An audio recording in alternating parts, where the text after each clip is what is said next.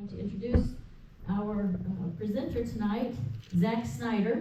It was interesting how this conversation came up, so I'm going to let him tell you about himself. I will just tell you that Zack has 15 years of law enforcement and firearms instructor,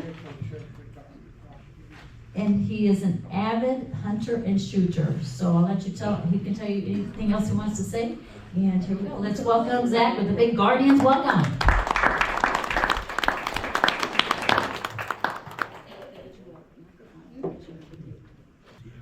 Hello, I'm Zack Snyder. You probably know my mom and stepdad there, Teresa and Gary. Oh, okay. So, Teresa's our treasurer, so yeah, we're so thankful.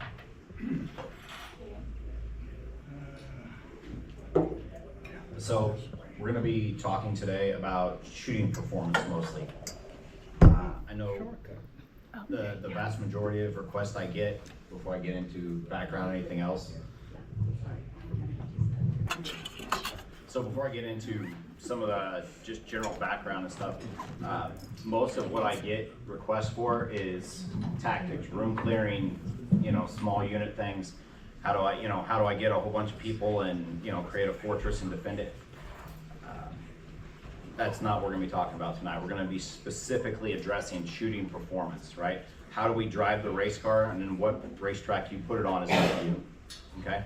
So I'll, to the best of my ability, answer some of your questions, but it's very difficult when you get very situational, when we get into room clearing and building clearing tactics, to answer specific questions, just because so much of it can change, and so I'll speak probably a lot more conceptually when it comes to that stuff. So again, my name is Zack Snyder. I've been a police officer for 15 years. I have been an avid hunter and shooter my entire life. I didn't get really serious about shooting into performance, and when I say performance, as far as being able to shoot very fast and very accurate at the same time, until just maybe 5-6 years ago.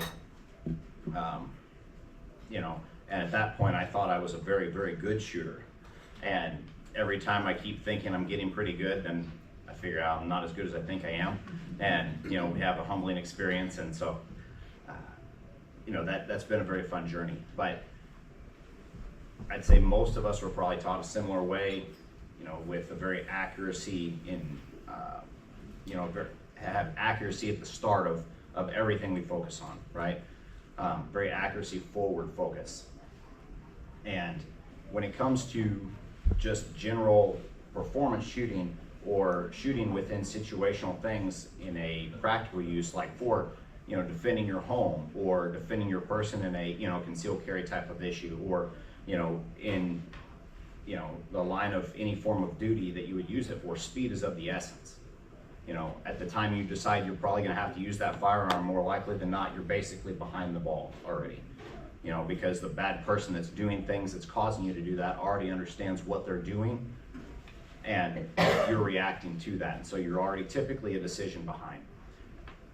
And what I found as a rule, like I said, before we get into the actual technique of this, is that most people really want to do the cool guy stuff. They want to put on a plate carrier, and they want to put on a helmet and all the things, and they want to learn how to get into the room, and nobody wants to learn how to shoot the gun fast and accurate at the same time. And what we've found is that the fast is the hard part to get. I can teach a whole lot of people to shoot accurate very easily. Speed is very difficult. So I'm happy to answer any questions that come up tonight. If you'll just kind of wave at me. Normally, if you'll let me just get to the end of a point, then I'll stop and I'll ask the question or answer the question you've got. So as far as when it comes to any of my background, as far as that, just understand when you're looking for an instructor that employment status is not a qualification, okay? And so I don't care what branch of military, what law enforcement job, whatever they did, that is not a qualification for them. It doesn't make them, every UPS driver is not a fantastic driver, and you probably wouldn't take race car advice from them, right? The same as any police officer is probably not gonna give you fantastic driving advice. Within any of those facets, no matter what your job is, you have people that stand out and people that put a whole lot of work into getting good at a specific skill. So make sure you vet your instructors very carefully. You know, like I said, term of employment or status of employment or time within a job does not make you very, very good. I've seen a lot of instructors out there like 35 years as law enforcement, or 20 years as military, whatever branch, and then X amount of time in law enforcement. And then I get around them and shoot, and I'm going, my goodness, I can have a 14-year-old that's never touched a gun outshoot you in a day, that we can take from scratch and just bring up. It takes a long time to start learning some of these lessons. So take that from me, I had to learn a lot of those. So does everybody understand just basic parts of a normal semi-automatic pistol? Anatomy and parts? No? Okay. All right. So we'll go from the basics here. All right. So this is a very basic, and I mean, if you're looking at other brands, they're almost all very similar. The only thing you might not see here is a selectable safety. So we have the slide up top there. That's the part that moves. The frame is the part that you hold on to. There we go. So your front sight and your rear sight, we'll get into the relationship between the two of them here in just a moment. So the barrel is going to be housed within the slide. All your slide parts and everything, the action, the striker and all that are all within the slide as well. Slide stop and release, that's what gives you the ability to lock the slide back or send it forward after you've done a magazine change or reload. The takedown levers for cleaning and working on the gun. The beaver tail is the upper part of the frame. That should be where the firing hand, or the hand that's holding the gun, the one's going to be pulling the trigger, that makes contact there. So the trigger guard, seems like it's fairly self-explanatory. However, that's one of the most important parts in my opinion. That keeps things that shouldn't be touching the trigger away from the trigger when it's in the holster, or if you carry it in a pocket or a bag or whatever else. So trigger itself, magazine release is what releases the magazine that holds your rounds to empty the gun, and then the magazine itself. This is a very, very, very basic breakdown of the gun. If you have somebody that can break it down for you before you start shooting, I think to me it's very important to understand generally how the gun works, and not just this is how you put the magazine in, this is how you cycle the slide, but even a little more understanding when I move the trigger bar, it pushes into the slide safety inside, it pushes the the plunger up, it releases the striker, all those parts that you understand when there's a malfunction, what is happening, or as you work the gun, what you're doing with all the input you have in your hands. So questions at all there? Okay. So we're going to deal with dry fire specifically. Ammunition is very expensive, and not everybody has a range close to them or within feasible use. And if you've ever shot at a public range, sometimes that can be a bit of a circus. You've got every dingbat out there that's doing all kinds of unsafe stuff, or I've had people start shooting while I'm punching targets up, down, and stapling stuff, and they start shooting, and not super okay with that. So dry fire is basically being able to practice without ammunition. I can practice everything except for two specific things without ammunition, with actual realism, to practice the way I shoot. And the things I can't practice are recoil management, because I don't actually have the gun going off when I'm dry firing, and the vision relationship with that again, you need live ammunition for it. Everything else, movement, manipulation of the gun, shooting, trigger press, target transitions, any of that I can deal with. So has anybody dry fired very much in the past? Okay, so what are some things that we've done? Just put a dime on the front of the front sight to be able to hold it in place. Yeah, a dime or a small object, bullet casing, something similar? Yeah? Anything other different than that? No? Okay, well, I'm not gonna show you anything like that today. That's also what I was taught growing up, and it's very unproductive overall for learning how to shoot your gun in a practical manner. So, I've heard a lot of myths over the years. Dry fire will hurt the gun, you know, pulling the trigger. If you're shooting 22 or something rimfire, absolutely, because you're sending the striker into the back of the breech. But if you're shooting a normal, well-made striker fired gun, all your striker's doing is coming into empty air where a bullet normally would be. There's really no wear and tear on the gun that's gonna damage anything for the most part. There's very specific instances when you get into 1911s and things that you gotta be careful with there, but that, you know, I've heard a lot of, especially really old school law enforcement or some of my old school military guys that come into class and they're like, I'm not gonna do that, it's gonna make bad habits because I gotta cycle the slide. And I'm like, well, you don't have to cycle the slide every time. And we'll get into that in the methodology of, you know, how we focus on things to train. But bad habits are your habits. So if you don't want bad habits, you train in a way that doesn't create them. Dry fire in and of itself doesn't make bad habits, you know what I mean? So that's like saying that Toyotas create bad drivers. I'm like, no. There's some people that drive Toyotas that are bad at driving, but the car is not ineffective as a rule. So a lot of people say, well, the gun doesn't go off, I'm not really training anything. I'm going, well, let's shoot together and we'll see. And normally the performance is very underwhelming because they don't understand actually what they're looking for and the things to isolate how to get better. So, you know, a lot of people think, again, you can only practice the basic weapon manipulation, draw, you know, the single trigger press, magazine chain, and that's about it. There's so much more. And we'll show you. I know this is really slow to get started. I apologize, but this is what happens when I teach this class. Normally I get a whole bunch of so it gets better, I promise. Not as much as live fire, you know, as a class in the range, but it does get better. So the other thing is a lot of people think they need a lot of gadgets to dry fire. There's a whole lot of stuff on the market, from things that clip on your gun that register to your phone to, you know, lasers and CO2 powered things that try to make your sights cycle a little bit, and just all kinds of different stuff that you can get. And if that stuff that actually gets you to dry fire, then great. What I found with most people is it's fun when they first get it for just a little bit, and then it becomes a hindrance to get all of it out and set it all up, and they don't want to do it. And so, you know, the novelty of it wears off very quickly. So, did I see a hand? Yes, sir. They don't use blanks anymore? No, not a whole lot, no. For the most part, if I'm going to live fire, I'm actually shooting live rounds if I'm working on actual recoil control. Everything else I dry fire. Okay. So very rarely do I have to use anything else there. I mean, and are you talking about snap caps to put in the gun? Well, I'm talking 65 years ago, we used blanks to train.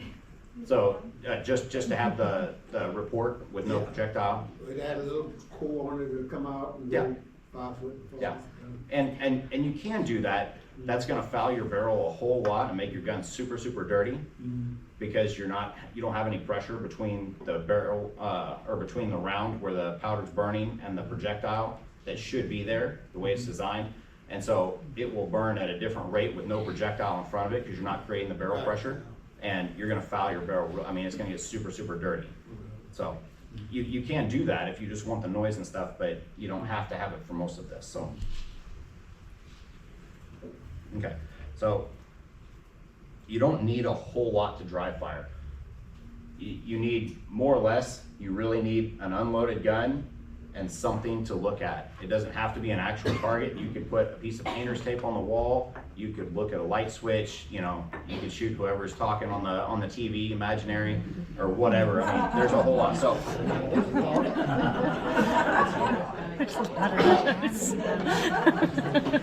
Part of it depends what you're watching too. So. You're not kidding there. So this bag stays with me in my patrol car all the time, and it comes in the office a whole lot. My squad hates it when it does. I'm the supervisor on the squad, just to give you the reference there. That's why they hate it, because they don't have an option when it comes in.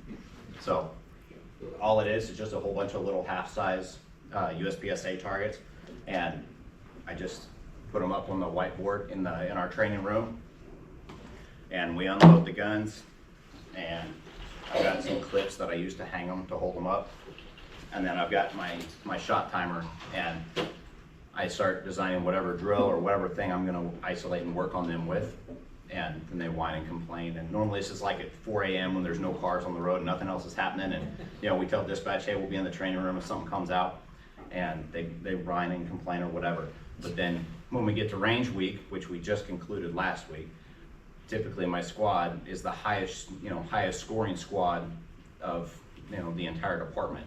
So, within one or two exceptions, as a rule, my squad overall outperforms. So, and you can tell the difference just in how they manipulate the guns.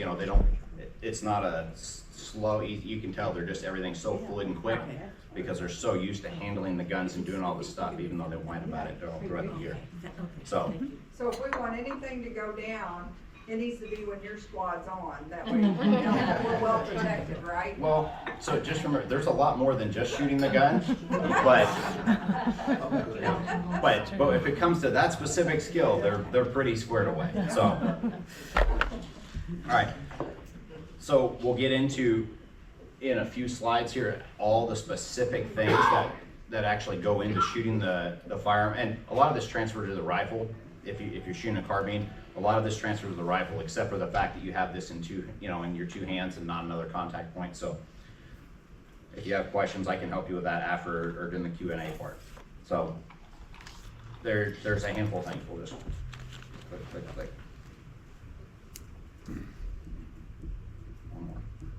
All right, so making sure that you can get your hand on the gun in the exact same place from the holster, from, if you're carrying it in a bag, or from carrying it from concealment, or if you have the gun on a nightstand, if it's just home defense, if it's not anything else and you're only gonna have it at your house, making sure that if you have a box or anything else or a specific place that you can immediately get your hand on that gun, that you assume the exact same position every single time, it's high up under the back strap, and that there's no variance, because we want consistency and we want to be up high under the back strap. And I'll get into some of that specifics here in a minute.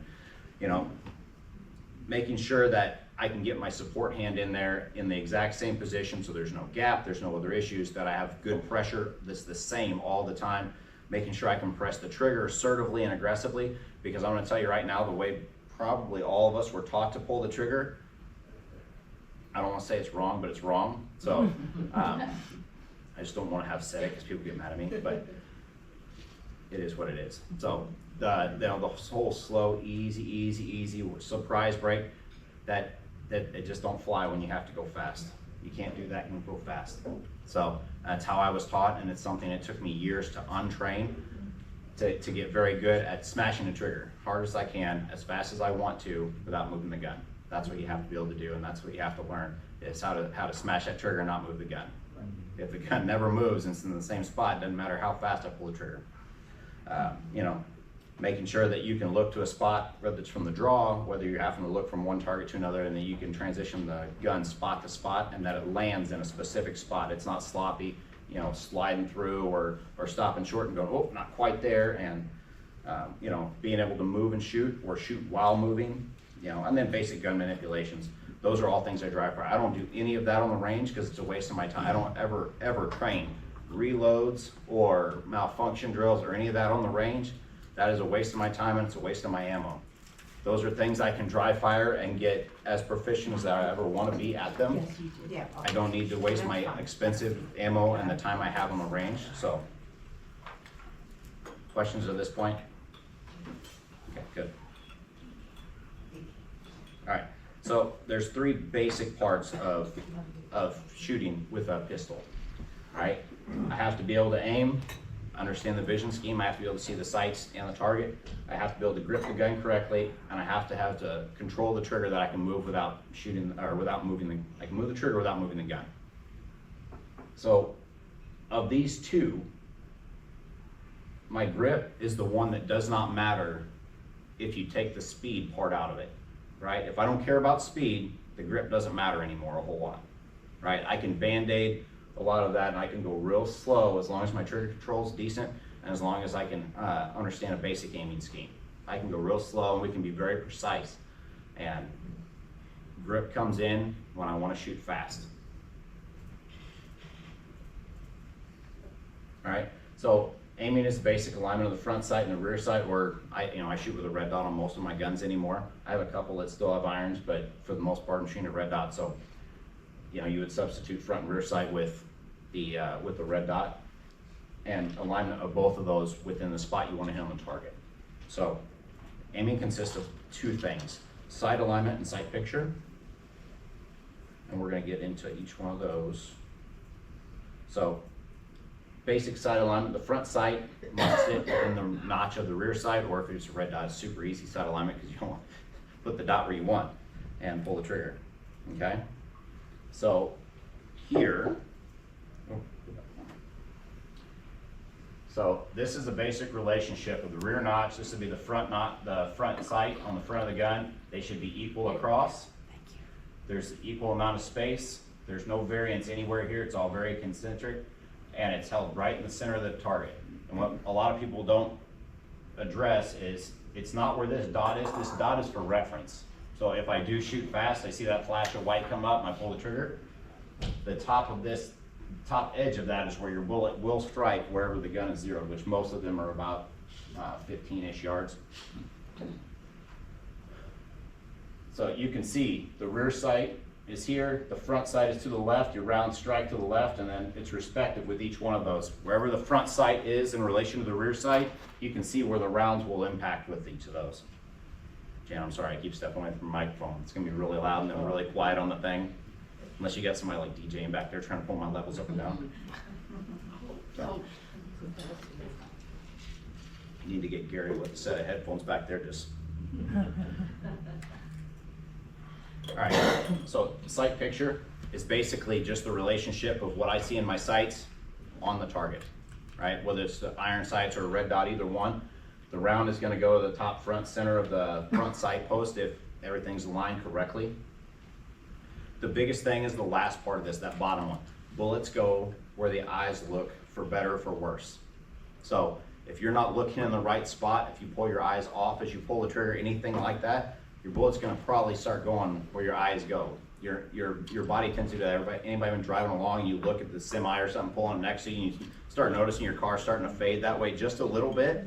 It's the same thing happening here, except I'm holding something that's controlled that's only this big. And so when it starts to move, that angle changes very quickly. Okay? Questions on sight alignment or sight picture at all? Yes, sir. Do you recommend shooting with both eyes open or one closed? I shoot with both open all the time. And I always have a question about, well, I have an astigmatism, or I have this prescription, or I have bifocals or trifocals. And I've found very, very few times when we're not able to still get them to be able to shoot with both eyes open. When I close one, I mean, you lose half of your information that you can have, right? That I can take in and my brain can process. But the way that I want people to shoot with the focus on the target, there's not a good reason why I should be shutting one eye. If you're going the old way that most of us were taught, looking at that front sight and really staring hard at it, and I taught that way for a number of years when I started teaching. And then it's just as I went and my shooting evolved and my understanding evolved more and more, we just found out that that's gonna make you slower, right? It's gonna make us, if we're transitioning spot to spot, or if I move or my target is moving, it's gonna make me pull rounds off of one side of the target or the other, or just miss completely, because I'm trying to focus on the thing that's connected to me instead of the thing I'm looking at. And so we'll get into some of that right here. But yeah, both eyes should be open. So target focus. You see the difference between the two. Most of us were taught, pardon me, this, right? We were taught, as was I, and I can generally tell you that what's gonna happen is, if there's no time rush, you can get away with this. But when you go to shoot really fast, your eye is going to, and your brain is going to register, well, if you're trying to hit that black spot in the middle, or that one over there where it's just red, what you're gonna do is your eyes are gonna register, or your brain's gonna register as you're trying to stare at that front sight, well, there's red behind it, and you think you're picking a good small spot, but really you're looking at that front sight and your brain's going, there's red behind it, and so you're not ever gonna shoot with speed any type of precision, and I want them both. So if I can have both, I'm gonna be very greedy and I try and get both. And so the way to do that is to look there and then trust my brain that I'm connected to the gun, that I've trained, I can pull the trigger without moving the gun, and that when my sight comes back, I can pull the trigger again, and if my grip and my vision are correct, the gun's gonna just keep coming back in the same spot. There's not gonna be a variance.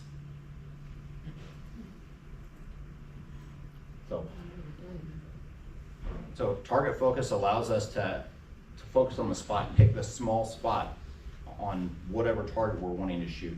It lets us, again, provided the grip is done correctly, it lets the eyes lead. So whether I'm coming up from the grip, from the draw, whether I'm looking from one target to another target, whether I'm trying to clear a house. Can you imagine trying to clear a building and you stare at that front sight and your eyes keep having to jet off and back to the gun over and over? You look at something and you look at the sight, look at something, look at the sight.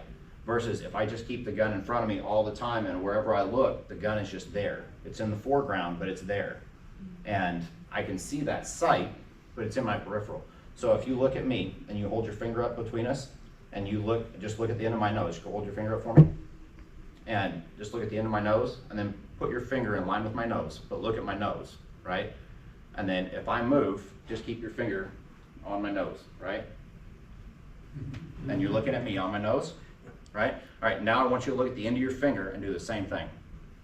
No, no, keep it on me, but look at your finger this time, but try and keep it on me. So line it up, I won't move first. So here, line it up with me and I'm gonna move. I want you to try and keep it on my nose, but look at your finger, not at me, okay?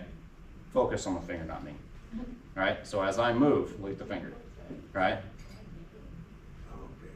All right. All right, and so then can you see the difference then where your finger now initially tracked real smooth and just stayed with me, and now you're going up, because you're registering, you know, now there's nothing behind it, there's no target, oh, there he goes, then you put it back. And now there's no target, and then we put it back, right? Do I have duck hunters, wing shooters in here? Woo! Yeah, God's people, all right? I shoot everything. That a girl. Not So, quite. so wing shooters or anybody that shot clays, if you've shot it a lot, will tell you that if you try to look at the bead on the end of the gun, where we're gonna miss? The bird. But where are you gonna miss specifically? Behind it, right? Right. You will miss behind because you will keep trying to play catch up, and the bird keeps moving, and you keep looking at the thing, and you want to come up and stop. If you watch the bird and the gun's connected to you, you just shoot and keep going, right? Right. So it's the same thing here. We just have, seems like for years, not focused on that, right? All right. Any other questions on vision as we go through here? I know I'm going kind of fast, but Jan said we have a lot of questions in here, and so I want to make sure we have a lot of time built in for that. Okay. So grip. I'm gonna have, and I have stuff I can demo with here if we need it, but we'll get to the visuals here in a moment. So as a rule, I want to grip as high as I can on the gun, right? The slide is cycling, and so I want to control that. So this is an airsoft gun, that's why it's got a little orange thing. So you can see, even though there's still a magazine. So, right? So if this is the thing that's going to move and reciprocate, that's the thing I want to control. Yes? We all agree on that? So the lower I grip, the harder it is leverage-wise for me to control this. Right? I don't think that's probably in contest. So the higher and closer I get to this, the better I can control that thing that's moving. Right? The closer I can get to being directly behind it. Right? Without actually getting behind it, because then you get slide bite and that's not super fun. But I want to be under this beaver tail as close as I can to that, right? And so this is what it looks like from here. You can see that the skin kind of puckers behind. I keep wanting to hit the thing on the computer. I have to keep remembering to hit the mouse. Okay? Use the arrow keys also. Yeah, well, I don't know, it's going to be a lot better because I'm still going to do this and have to remember. So, all right, I want to grip this gun about how hard with this hand. Tight, real tight. Well, with this hand, yes. With this hand, I'm going to grip it to where I can't really pull it out. I've got a decent hold of it. So think of a handshake, right? If I shake your hand, and I mean a real one, not like a lot of the kids now where they give you like a little limp fish. And I'm telling you, there's not a lot, I'm pretty easy going. There's not a lot of things that get me angry, and I'm like, that it makes me want to squeeze their hand about as hard as I can, just to compensate, because they're not giving me anything back. So I'll grip for both of us then. Anyway, so that's a normal handshake is about how hard I'm going to hold this pistol with this hand. What I want is for me to be able to pull that trigger really fast without moving the gun, okay? To do that, I have to make sure that I don't engage these 3 fingers when I do, because otherwise what's gonna happen is if I pull and I close my whole hand, I'm gonna pull the whole lot in. How many right-handed shooters we have that shoot low left? Yeah, that's why. What were we told for years why that was, or the fixes for it? Shot anticipation. Yeah, they would tell you you're anticipating, or they would tell you slow down, right? Or they would tell you move your trigger finger back out of there. You're too much trigger finger. And so we've done a whole bunch of practice with some of this, and I've got to where I can hold the gun this way, and I can still, as long as I don't squeeze these, I can press it with any part of my finger I want. I can roll the gun over my hand and barely just get the end of it, and we have no real discernible difference in where my rounds strike. Now, it changed the engagement with this hand, and we see the difference there, but my finger placement doesn't matter that much. What matters is that I don't move these fingers sympathetically when I do this. Okay? And so I want to put my support hand high up on here to take up this space, and then I'm just going to squeeze the ever-living snot out of it with that hand, right?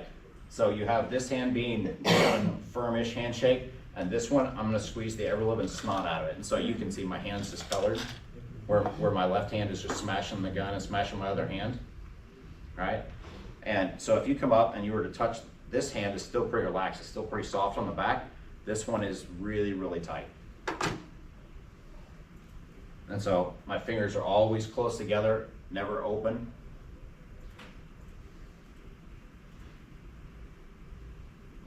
So again, you can see the tension throughout my hand here. You can see the discoloration within this one, because this one is so tight.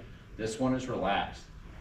The thumbs just kind of are floating there. You can see how my fingers are together from the other side. Again, my fingers are all together. You can see that support hand is just super tight. Everything's discolored, but this hand is not. You can see it, that hand is not super flexed. You don't see all the veins and stuff sticking up out of it, but it is high up under the beaver tail. Everything's where it should be. Questions at all? Why does it help to squeeze with your left hand?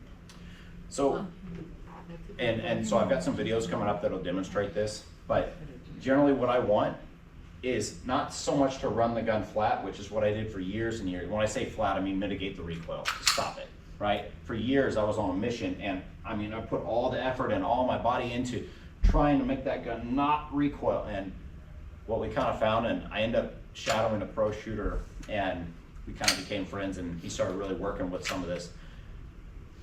And he's a little bit, he looks like Babe Ruth. He's got little bitty tiny skinny arms and legs and a beer belly. And he shoots like a little madman. It's crazy. And the thing he told me, he said, look, he said, between the two of us, and he's 4 inches shorter than me, and he said between the two of us, he said, I think we could agree that you could probably beat me up in a hand-to-hand combat. He said, but all the brawn, he said, you can muster, he said, I don't care how much more you want to get, is not going to help you shoot that gun any faster. He said, your job is to return the gun to this point. He said, if the slide can cycle in 5/1000ths of a second, and you can't pull the trigger again until 10/100ths, the fastest trigger pullers in the world can do that, and I'm pulling it more like 14, 15 usually. He said, that gun is sitting there back in battery, he said, more than 10 times the amount of time that you could do anything. He said, so why are you fighting it so much? He said, the gun's ready to go off, you're not. He said, your job is to just, when it goes off, he said, it should be back. He said, and so you grip the gun hard enough that the gun is not gonna move in my hand. That's my general mission, is to let this one be free and not tense, so I can pull this one without a lot of manipulation there, not move the gun, and let this one do the recoil control and squeeze. That way when the gun goes off, it just comes back to the same spot.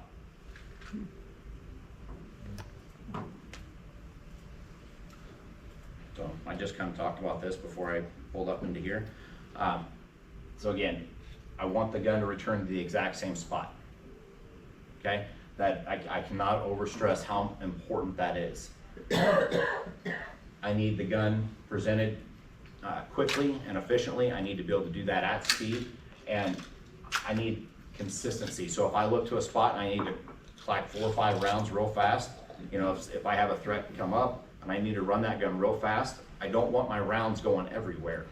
I want them to keep going in the same spot, you know, because otherwise, if they're gonna go all over the place and out of control, then I have to slow my shooting speed down to make sure I'm getting the hits I want, kind of defeating the entire rest of the premise we're working on. Yes, sir. Will that turn over the same with a revolver? 'Cause, you know, with that, you've got something similar to a rectangle you're holding, a revolver, like So- a rounded wooden grip. There's a slight difference in how I'm gripping that gun, but the concept is the same. I'm still not changing the pressures within my hand. I'm still relaxing that hand quite a lot. The one that's holding the gun that's gonna be pulling the trigger, and my support hand is still gonna be just death gripping that gun. But I can shoot a revolver better than I can a semi, for some reason, I don't know why. Yep. Well, I would say that when it comes to shooting at speed, that probably won't hold up. When it comes into, you know, if we could, I bet you we could identify 1 or 2 things that are causing that. As a rule, your revolver is probably gonna have about 2 or 3 times the amount of trigger pull that your, you know, rectangular gun will, unless you're cocking it every time with your finger. But again, then we go into the speed thing. And if you're going this way every time and cocking the hammer manually, you're shooting slow. Compared to me just going pop, pop, pop, pop, pop. They're both same. Right. And so, you know, you're dealing then with, you know, 7, 10, 15 pounds, depending on the gun, of trigger pull, where I've got 3 to 4, you know, and I've got a gun that's eating up recoil with its slide movement, and you're eating all of your recoil in your hands. And what, you know, so you've got a gun that's built more efficiently as far as being able to shoot it faster. But most of the time what we see, if somebody really shoots a revolver a lot and they have issues transferring, is that they're still crossing their thumbs when they shoot these guns the way they do with the revolver. And what happens when you cross your thumbs is I can't get a purchase on that with my support hand because my thumb's in the way. I can throw one more kink into that, which probably only applies to me, is I'm missing one finger. On your support hand though, right? So, yep, it should work through though. Any other questions on the grip? Okay. I said click. Your computer's disobeying me.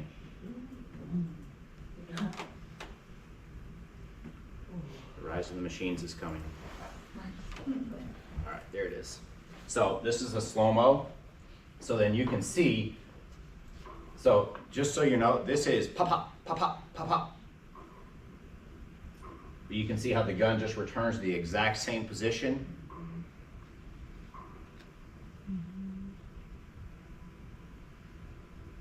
Do you need to see it again? So if you pay attention, the gun rises, and it doesn't really matter that much how much it rises, as long as it comes back to the same exact spot. That's pulling the trigger at maximum speed, as fast as I can in pairs. Pop, pop. And you can see how long the slide is sitting. Let me go back.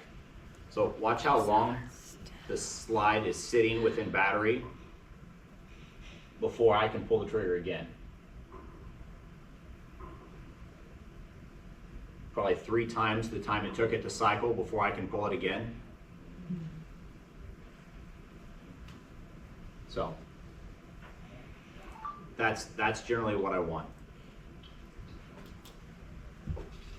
Any questions on that? Sometimes that raises questions with the grip before we move into trigger. No? Okay. So I teach the trigger 2 different ways.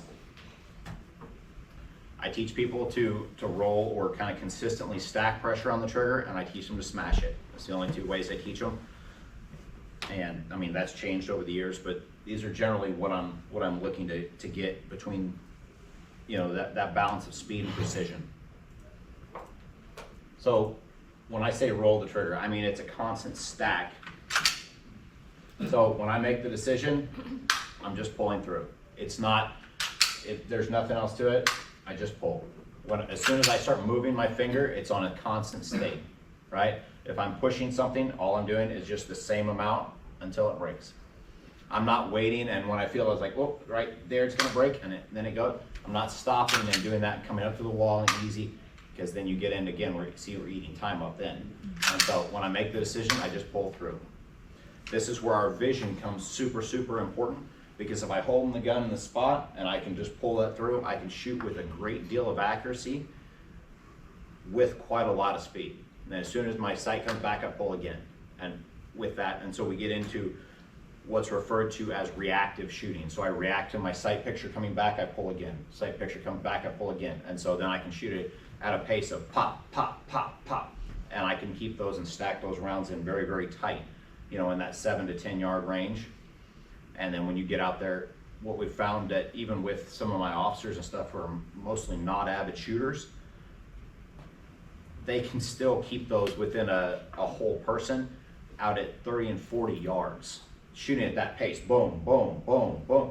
And you're talking about, for the most part, you know, people that, some of them we had on the range at times, and it'd take them 30 seconds to shoot one shot.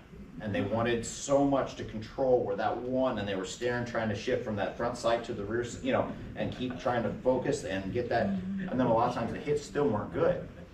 And we start changing some of these things and teach them to pick that spot in the target, and then change the way they grip the gun and change the way they pull the trigger. And then they're able to do that. And maybe it's not a nasty jagged hole, but they're hitting what they want to hit, and doing it with speed and, you know, and urgency.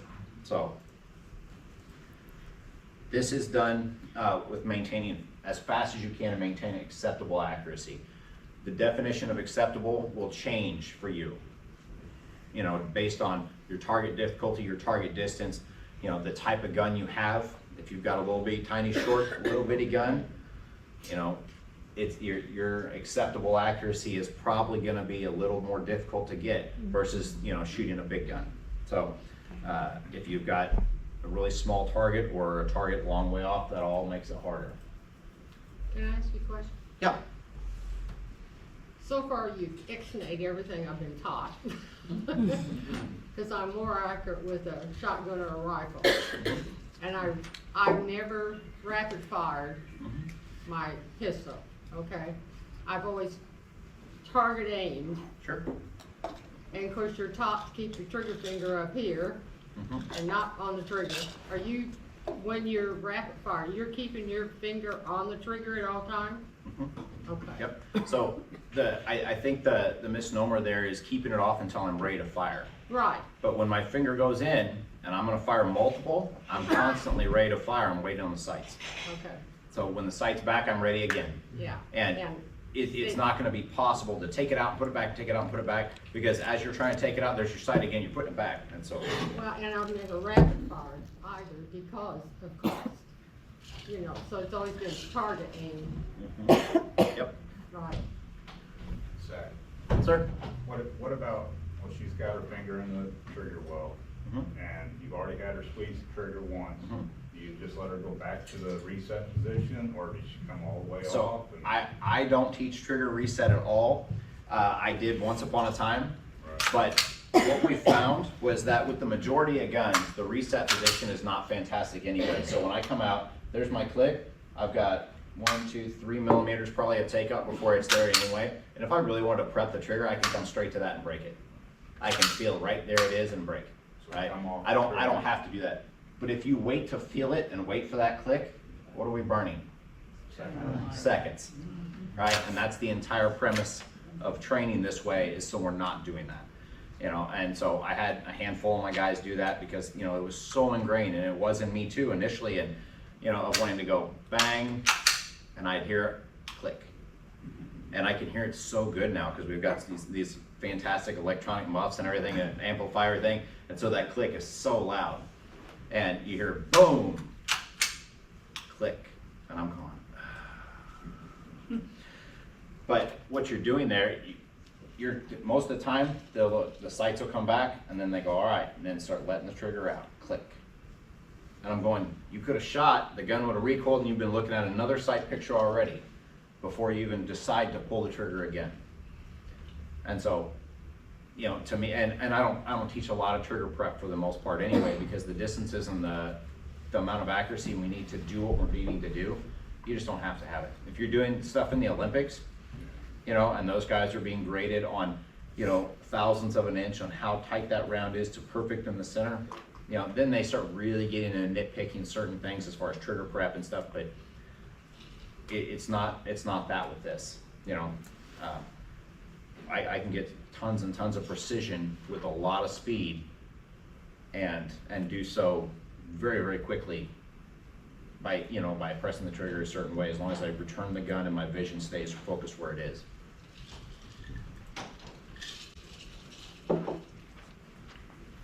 Okay, so this is the thing that most of us are probably taught not to do, right? So pulling trigger as fast as I can. I'm gonna jerk it, I'm gonna smash it. When I teach this, normally I let them touch the trigger first. And as they progress, I will have them take their finger off the trigger, okay? And that makes it harder. The more finger movement I have, it'll make that more difficult. And so if you start implementing this into your dry fire, you can touch the trigger first initially and smash. And when you make that decision, smash. And I just touch it here, smash. And the gun doesn't move. And then I can go from not touching the trigger, so my finger's touching the front of the trigger guard, smash. And the gun doesn't move. And so I want to be able to do that live fire, look to a spot and develop where I can smash a trigger and the gun doesn't move. It goes exactly where I want it to go, provided my vision's all right, because the bullets go where the eyes go. We know that from the previous slide. So we're going to try and figure out how to pull the trigger as fast as you can, as hard as you can. And invariably, when I'm teaching dry fire, what happens is I'll have them pull this, and after the first trigger pull, when I'm trying to teach them, I want to see the movement patterns in the gun. And so that after the first one, the trigger's going to be dead, or it's going to be locked in the back position. And I'll tell them, pull the trigger as hard as you can, as fast as you can, as many times, you know, in like 20 seconds. And I just want to see the movement, because normally what I'll see is this type of movement within the gun with a right-handed shooter, right? Where it'll oscillate all around as they squeeze that whole hand. And what I want to see is this. And normally what I end up seeing is this. And I'm going, and they go, what are you doing? I'm like, you're not pulling hardly at all. You're barely like touching it. I'm like, no, you're missing the point. Like, I want to see the problems within dry fire, so when I go live fire, I already know what's there, and it's and the live fire becomes a measurement of what I'm doing in dry fire. And, confirmation, yes, this is working, yes, I'm progressing, or no, it's not, and I have to look at something else. And so, figuring this out when I'm trying to find those movement patterns, and I'm just gonna smash as hard as I can. Right? At most, the gun might look like it's almost vibrating in place, but there won't be a discernible movement pattern if you're doing it correctly, right? If there is, you're almost guaranteed engaging that firing hand, those bottom fingers that we don't want moving. So this type of trigger control is done when we're very close, right? 7 yards and in for most shooters, maybe 5 yards and in for some, maybe 10 yards, 15 yards and in for, for some shooters, depending on your ability. But to be able to look up there and smash the trigger multiple times, the gun returns, I pick that spot, and everything goes where I want, that all is a close range thing, right? So this is for the CCW, or this is for looking at home defense. Most of us, if you had an in-hall engagement, you're looking at 3 to 5 yards probably in a small hallway in a home, or in a kitchen or something, during a home invasion or whatever else. If we're looking at something, in a different context, and you're looking out there 20, 30 yards, and I have to make these shots, it's a different way of pulling trigger. That's why I'm gonna roll or, just stack pressure. But this is on a lot of these up close and personals. It's very, very important that you learn this specific skill and be able to grip the gun and return it as we smash and don't move, so you can keep putting the rounds where you want them at whatever pace you please. So, questions on any of that before we get into manipulation? No? Okay. All right, so drawing and reloading. Lots and lots of people like to spend a lot of time practicing this, and I found that as a rule, reloading specifically, I mean, great if you get really good at it, but it's not something we see a whole lot, unless you just have a really bad gun or a mag fail or something, which can happen, but it's not something I'm gonna spend tons and tons of time on, especially if I'm not super good at the other parts that we discussed. You know, if I can't pull the trigger really aggressively and, you know, draw the gun really fast and put it where I want it, you know, drive my eyes to a spot, put the gun there, return the gun, and, you know, all those things, then spending a lot of time on magazine changes is, well, it looks neat on an internet video. If you watch somebody do a sub-second reload where they'll, that looks really neat, but it, you know, not super useful as far as using my time, you know. So, for the most part, I want the straightest line I can get from wherever the gun starts to where the gun's gonna end. If I'm reloading, you know, it's a straight from where my magazine pouch is, and you've got videos of all that here, so. And I can get into it. All right, so you watch the video, and then I break it down into frames. So you can look, I look so thrilled to be there, don't I?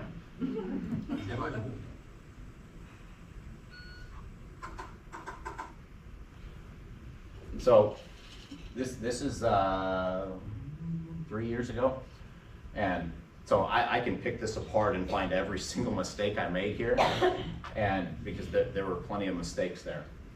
But if we look back, there's still some stuff I did well. So I look to a spot, and so those are at 5 yards. Let me get to the thing where I can scrub. No. Let's see if I can pause it. So there, the gun comes up, and we'll see just into my eye line. We'll see how long it takes me to shoot. And coming onto that target, did I dwell on that target when I pulled the trigger? You know, my eyes immediately shifted to the next point because the eyes lead, right? The bullets are gonna go where I'm looking.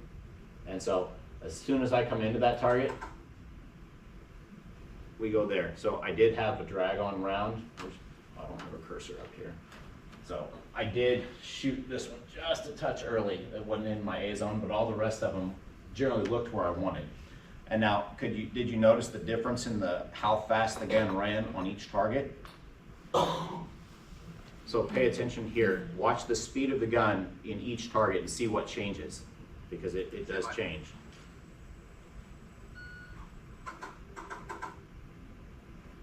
And so you can see on the last target, the gun runs significantly faster, right?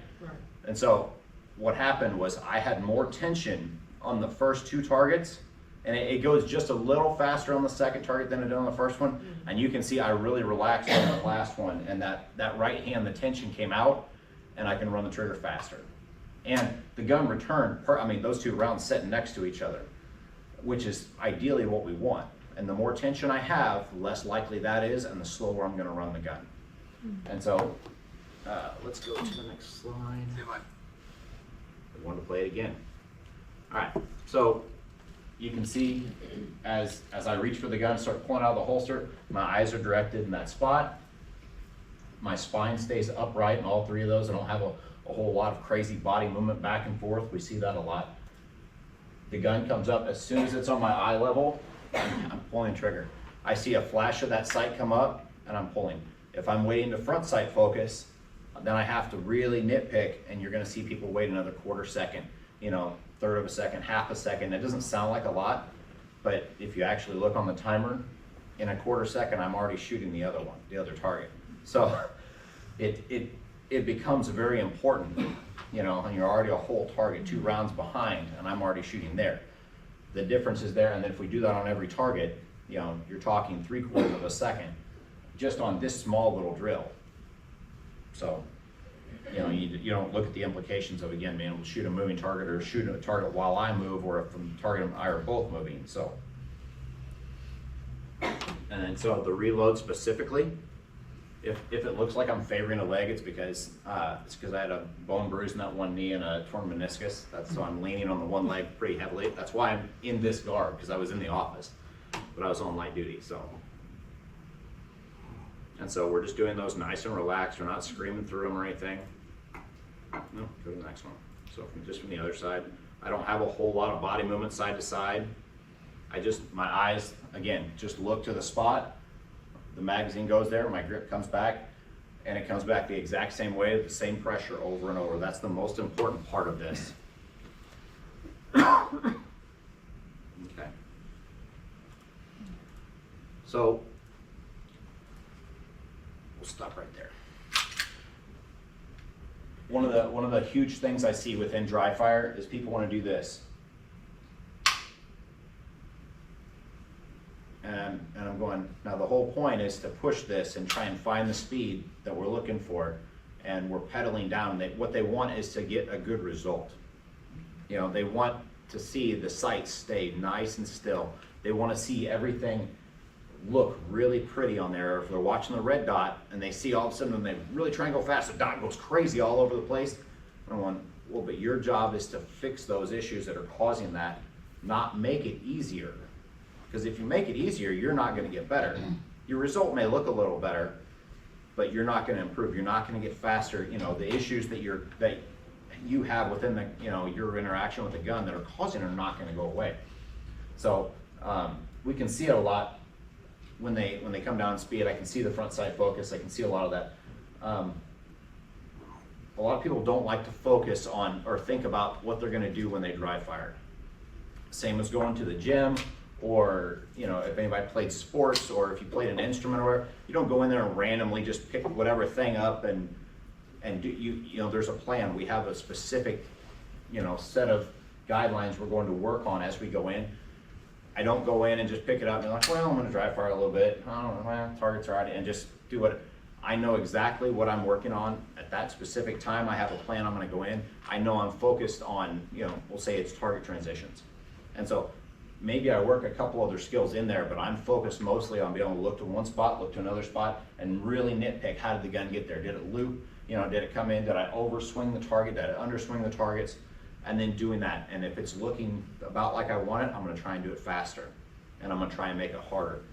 And if that's still looking pretty good, then I'm going to go, okay, either I'm not assessing well and I'm lying to myself, or I need to try and do something to make this more difficult, because my friend Joel, so he's a professional shooter. What he always says, he said, if you don't leave the range hitting yourself just a little bit, he said, like if you get to an overpass, he said, and you don't like look at that thing and just have the thought like, I'm just gonna end it. This, you know, I've made so many mistakes. He said, then you're not probably practicing hard enough. He said, you're probably not trying hard enough to get better. He said, you're probably just padding yourself. You did a good job. He said, you're not gonna get better that way. So loosening the grip. So we get a whole lot of what I call dry fire grip. The gun's not going off, and so people start loosening, especially in that support hand, and they don't smash the gun like they should be.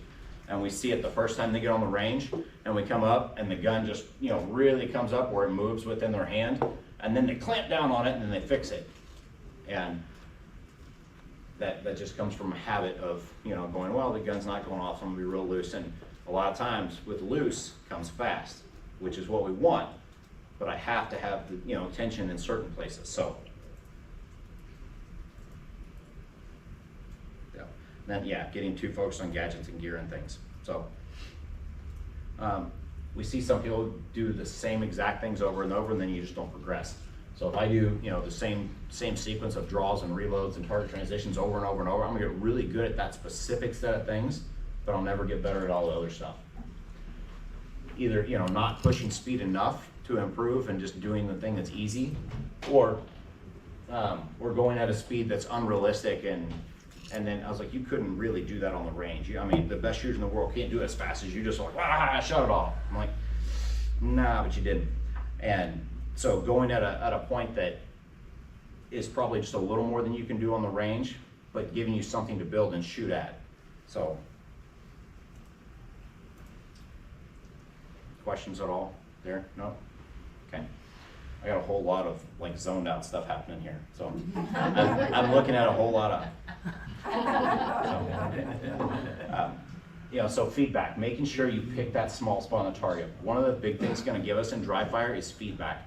I'm gonna see, if I'm looking at the target, you know, oh, my sight landed just a little bit high right when I looked at that spot and brought the gun over. Versus if I'm looking at that front sight and I, you know, yep, there was brown behind it. These are, I say that's the targets I'm using, the normal USPSA ones, you know. My target, my sight comes in here. If I'm looking at my sight, not the target, I'll just notice that, well, I meant to shoot here, but I'm like, well, it was brown behind it. That's, you know, my brain says that's good. But if I'm looking here and I notice that my sight is over here, then I can assess that and go, oh, I pulled the gun in soft, or I didn't do what I was supposed to do and didn't get it to a specific spot. So when you start doing multiple trigger pulls and stuff, it'll also allow you to see those movement patterns. So these are there's just a couple of dry fire drills. And I have a video of this one live fire that I'll compare to it. Yes, this is in a hospital room. Yes, this is when my wife was in labor. You had so much downtime. It's like, oh, how much TV can somebody watch? You know, so you see the targets up on the wall, spot, spot, spot, spot. Oh, lag just a little bit. Yep, and then so I just run it back the other way. I use those doors as a vision barrier so I can't see everything all at once. Making sure that as I move, the gun stays on plane, doesn't bounce around crazy. I'm just looking to spot, spot, spot, spot, and shooting those two in the middle is in a diagonal pattern. So then,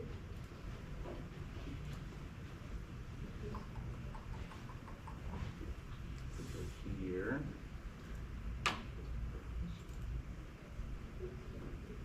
Oh, don't do that. Zach, I want to know how the hospital staff reacted to see that. So the nurses actually, oh, hold on just a moment. So the nurses actually, there we go. So here's the drill live. So, and then you can see the vision barriers that I can't shoot through, and so you have to shoot in that small opening.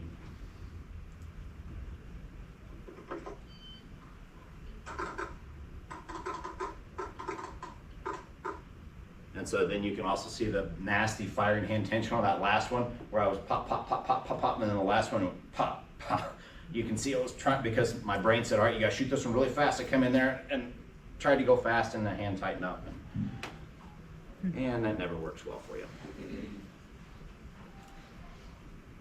Okay.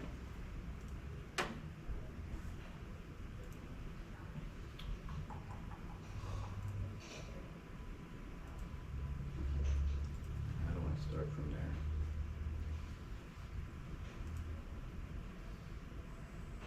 Look at me on my computer whiz. So I shot this drill live. That was really nasty footwork. I shot this drill live, and it was as I was coming into position trying to find this one and not crowd the barrel where I could still shoot that far one on the other side of the barrel, I was having an issue with. You can see I don't even have a holster on. I'm just really trying to make sure I'm focused as I come into that position, that my eyes are going to those spots. And so, you know, it's like you can dry fire any of these skills, making sure that where I stop is where I want to stop.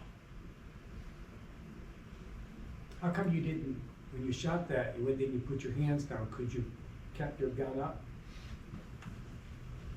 So if I'm going to run and take a few more than just 2 to 3 steps, I'm typically going to break grip, just because I'm going to get there faster versus trying to run this way. If I'm going to do something and shoot while I'm moving, my hands stay together. If I'm going to do something and shoot and then move and shoot again, I'm typically going to break grip. So I've just kind of found that I tend to have a much faster result if I do that, to let myself, when I'm supposed to be running, run, and when I'm supposed to be shooting, shoot, and not try to mix it too when they don't need to be mixed. It was a lot of test and tune and play with some of that, so. All right. So,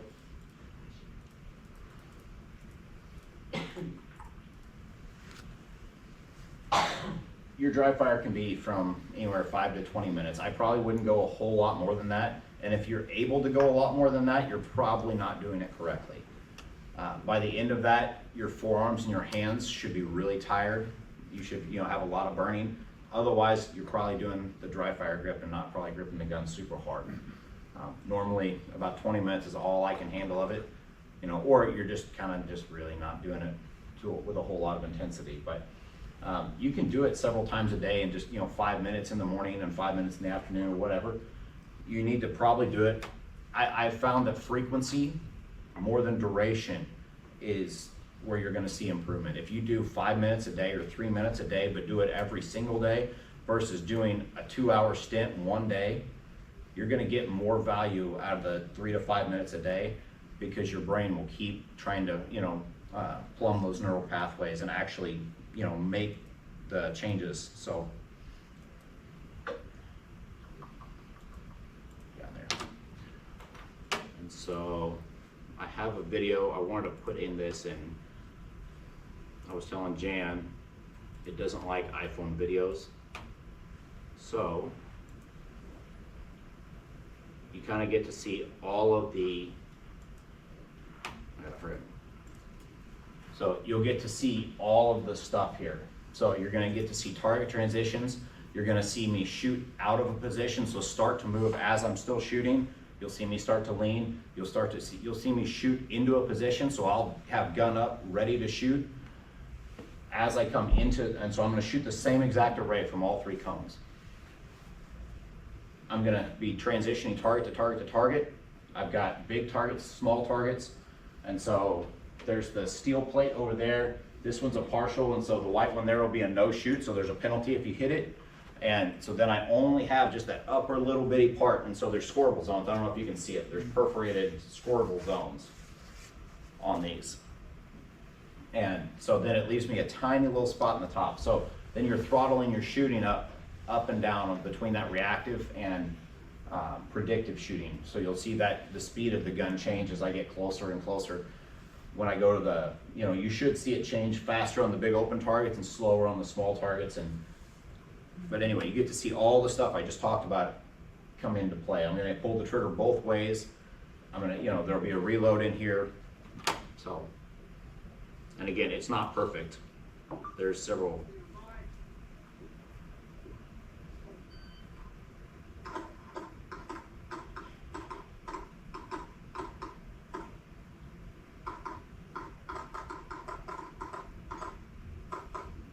So you see me throttle down on that partial.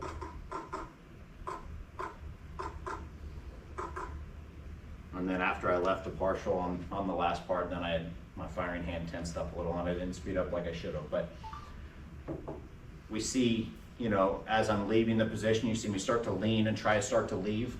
As I'm coming in, the gun is already up and ready. I'm looking for that spot before my feet are even fully settled. You saw the reload on the way to the last cone. Just working through all that, that's not possible if I'm not dry firing and working on that. And you'd be surprised how much of that performance you can get in a very short amount of time each day. So, I think Mom said that there would probably be a handful of questions as far as use of force law and some of that stuff. And I didn't give my normal disclaimer. I'm not here on behalf of the sheriff's office, or nor am I a part of my opinions or anything, part of the sheriff's office or anything like that. I'm completely separate here, just as another person. I like to shoot guns in dirt pits. So, if we have any other questions on that, use of force is 563 in the Missouri RSMO. So I would, if you want to familiarize yourself with your ability, to defend yourself, I got you. Hold on. I see you, just so you're not getting tired. But 563, if you're gonna start looking up and really familiarize yourself with general use of force, you know, whether it be, you know, in defense of your home or in public or whatever else, it's where you should look. We're not gonna get super in the weeds there, because it's hard for me to stay completely separate from my professional opinion and my personal opinion, and I'm not here as a steward from the sheriff's office, so. I'm happy to talk to you guys about any of the shooting stuff here. It looks like we have just a few minutes left. If you have gear questions about big guns, little guns, holsters or whatever, I bought a bag of holsters with me if you guys wanna see generally how I conceal carry or any of that. You should be carrying a spare magazine with you if you're concealed carrying, which you should be. I don't know, you've been lectured, what else do I tell you? Well, I was gonna say, go back to the, kind of the whole point. He always told me, which I don't do it very good, as far as what's the point of dry firing?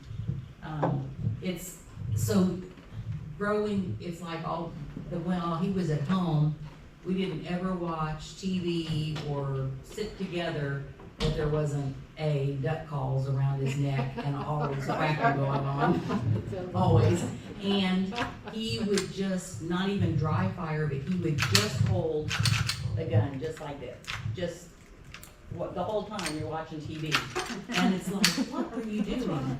And for me, you know, because I don't have a lot of upper body strength and stuff, it is helpful, because if you're just holding the gun and doing nothing else, your arms develop that muscle memory, so that, like he says, in a crisis, or if you're scared or anything, you no longer have to think about that.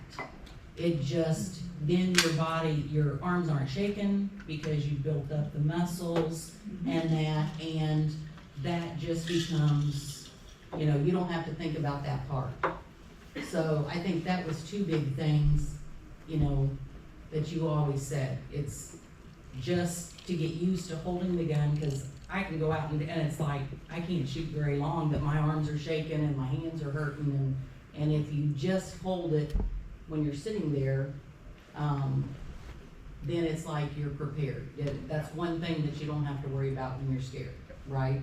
Yeah, Anything to add to that? I think most people get really surprised how fast, when they grip the gun correctly, how fast that forearm really starts to give out. Mhm. And when you're gripping it that hard, and I've had people, especially, I mean, they're typically just really not shooters, but do that and just like hand me the gun. They're like, "Here, I'm just so exhausted," and I'm like, "You have a holster."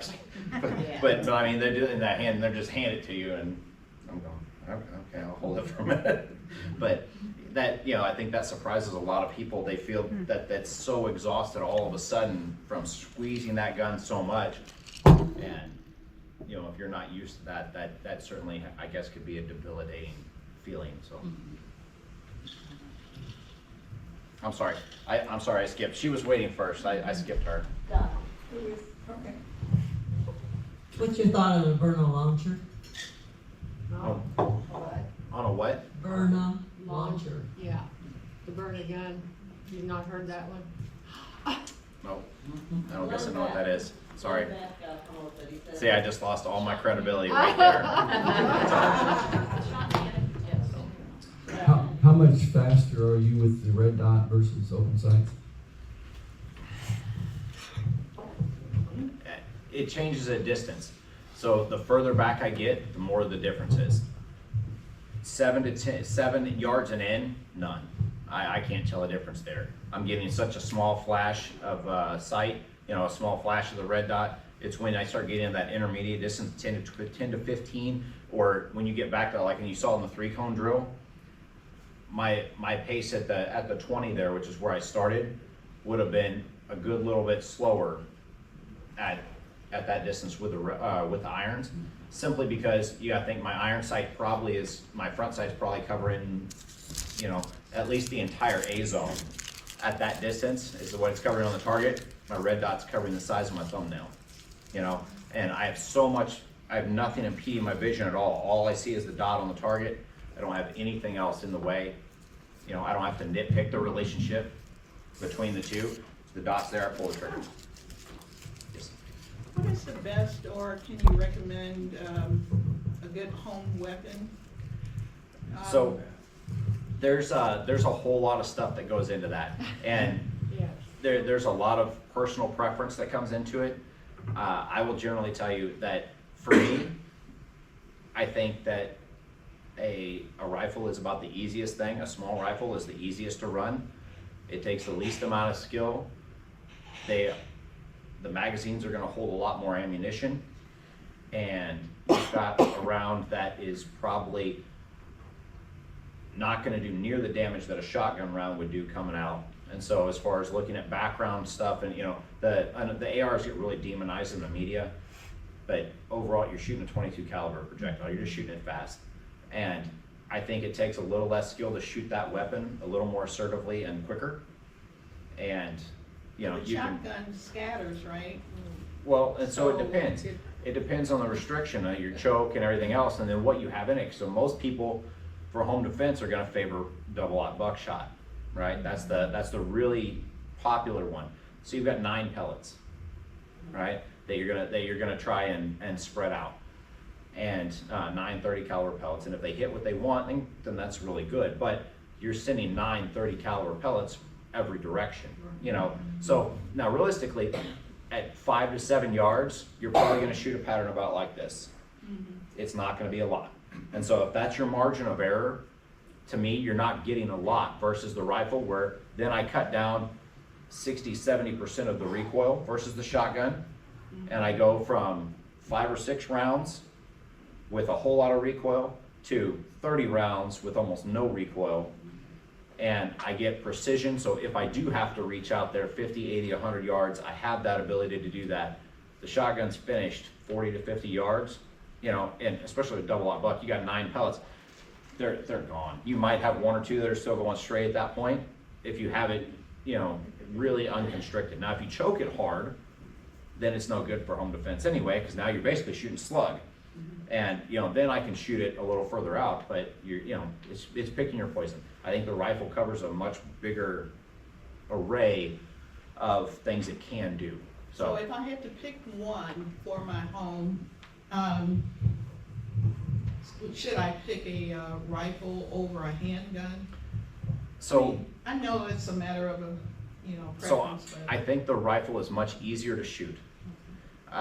Now, the rifle can present a few issues as far as clearing, and so you have to be really, really smart with how you engage there, as far as getting thresholds and stuff like that. But for the most part, in my opinion, you probably should not be like manhunting within your house. The caveat would be unless you have like kids on a different level or something, but if everybody's on a single level, or if you're like, like my parents are empty nesters, there's nobody, why would they go anywhere hunting the bad guy? Stay in the sanctity of the bedroom. You've got a gun trained there, come and get it. You know what I mean? Why risk going, all right, now we're gonna one-on-one and we're gonna see who can find who first in this house? That, to me, that's a lot of risk. Even if you're good at clearing, that's a lot of risk, that you make a mistake and then, so that's where, to me, then the rifle becomes a no-brainer. And make them come to you. It's situational. Now, I mean, if I had, now if you had a kid downstairs, and you're upstairs, now that changes the situation, because you can't, vaya con Dios, man, go, everybody from, it's not that anymore, it's a whole different thing, but you have to decide what what fits within your parameters, so. Thank you. Just got a couple of things to say about what your question there. 21 years in the Army, we were taught that those will get you to your rifle, okay? So your rifle is the best thing. We were also taught you hold the rifle up like this, you put your nose against the charging hand, you squeeze the trigger. That's the kind of recoil that AR has. Shotgun, a little frame lady, you're gonna put you back a couple of steps, okay? My choice would be set in place with the AR and let them come. Question for you real quick. Yes, sir. You said you use red dots on all your guns. So is your service pistol, does it have a red dot on it? It does. The county might have that for you, or Yeah, they so- allow everybody to have them now? Yes, so we switched recently from the 40s to the 9s, and when we did, they did an entire thing. So every single service gun now has a red dot on it. The pistols do. Were you able to choose your own, or? No, How did they we go with it? didn't give any choice there. That was, again, I'm not here as a steward of the I know, sheriff, so I understand. you're pushing the lines, you're gonna end up, you got my boss, what, next week? Somebody's gonna get me in trouble. I'm gonna end up getting, in 2 weeks, called into the office here. So, no, we didn't give any leeway there, everybody's issued, so with ours, there's no leeway on any of the guns on how you carry them anyway. You're not allowed to modify, you carry exactly what you're issued, everybody has the exact same thing. Well, which red dot would they go with, is what I'm trying The to. Trijicon SRO. So, it's not the only good one out there, there's a lot of good ones out I there. got RMR on mine. RMR is great, it's a smaller window, and you have to take the battery off to 0, which is why we opted not to do it when we have 100 of them. And you've got 2 of us armoring, myself and one other guy for the entire department. So I chose not to do that I would have to take every dot off to change batteries. So, yeah, there's other good ones out there. There's a lot. Yvonne, I wanted to say something really quickly about what you were asking. So Jason was really adamant that I have an AR. This has been a few years back, and I actually trained some with Zach one-on-one on that AR. And then he and I, it's kind of weird, but for like wedding anniversaries and birthdays, we buy each other guns. And so I have a couple of choices. That's not weird. And I remember Zach, when I got a new, it wasn't the Hellcat that I got, it was a Kimber, a new Kimber. I trained a little bit on the AR with Zach, and then I got a new Kimber, and so went out and trained with him on that. And I shot with a Glock at that time, and I loved it. I love the Glock, it's light, but I love my Hellcat too, so I love them all. But anyway, so to answer your question, Jason and I, we would go out and we would hold it and feel it and, do all the things to see what was comfortable for us. Now that AR, it's a little larger, but it's actually probably my favorite gun to shoot, believe it or not. Even though he has decked it out with every kind of scope and light and all that stuff that you could ever imagine. But yeah, it's something that we kind of gotten into as a couple. I didn't make her weapon heavy, okay? It's still light for her. It's just got a flat. Well, when he says your small frame, I mean, I can shoot an AR, so I'm sure you probably could too, so. I have a quick, funny story to tell, but it is true. Roger and I went through some training back several years ago, and our instructor told us about one night his wife woke him up in bed, and he said, "Somebody's in the house. I can hear him." So he goes over and gets his shotgun, and he goes over to the bedroom door, opens it, and what's the term? He cocked it, or cocks it? Is that the, there's a special sound with He his chambered shotgun around, yeah. when you do that. And all of a sudden he heard this, excuse my French, "Oh shit." The guy ran out the door. So it was just that sound, hearing the sound of a shotgun being, poised and ready cocked. Yeah, so I thought that was kind of funny, but a true story. That's everybody knows that. I think we're very blessed to have Zach here tonight. And I want to say thank you for coming.